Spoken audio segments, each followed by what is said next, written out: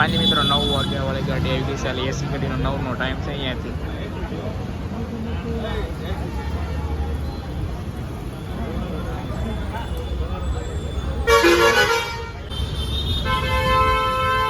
તો ફાઇનલી મિત્રો 9ના ટાઈમ વાળી એસી ગાડી હાલ રવાના થાય છે અને હવે નોન એસી ગાડી આવશે 9:30નો ટાઈમ વાળી.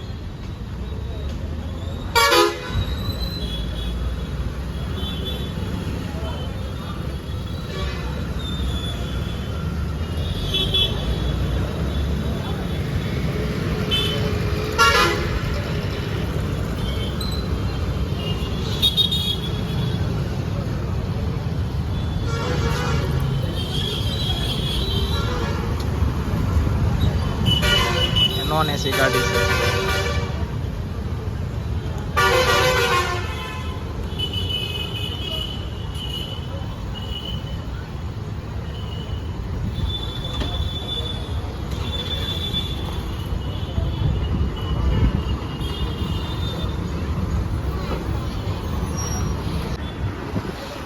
ફાઇનલી મિત્રો આ ટાઈપની કંઈક ગાડી છે નોન એસી સુપરસ્ટાર ગાડી છે આપણે રાંદલ ટ્રાવેલ્સની નોન એસી ગાડી છે. તો આ લાઈ જશે હેડ ઓફિસ.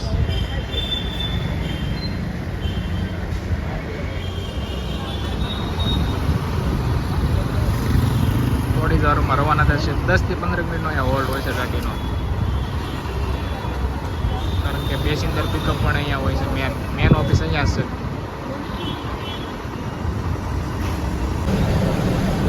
તો ફાઇનલી મિત્રો હાલ નીકળી ગયા છે ભાવનગરથી અને આજની આપણી જે બસ જર્ની છે એ રહેવાની છે રાંદલ ટ્રાવેલ્સની નોન એસી ગાડીમાં. અને હાલ નીકળી ગયા છે ભાવનગરથી અને આપણી સાથે છે ડ્રાઈવર સાહેબ આપણું નામ કહી દો.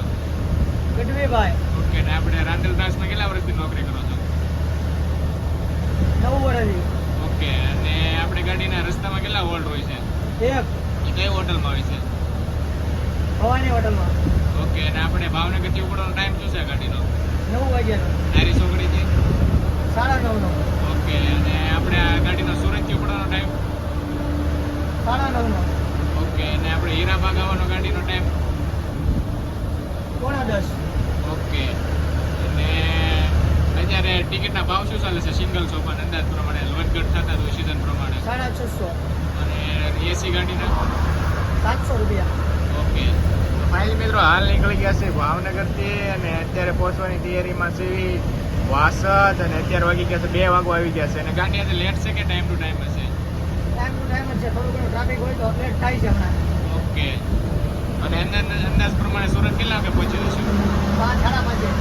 5 થી 5:30ની ગાળામાં આપણે પહોંચી જઈશું સુરત.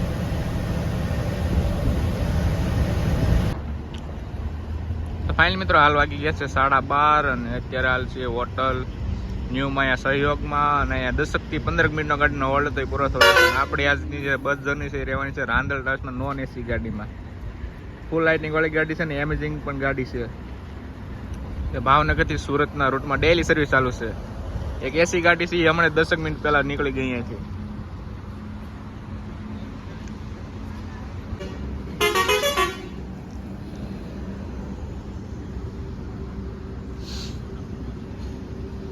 હાલ મિત્રો હાલ આપણો હોલ્ડ પૂરો થશે ને હવે ગાડી નીકળવાની તૈયારીમાં જ છે.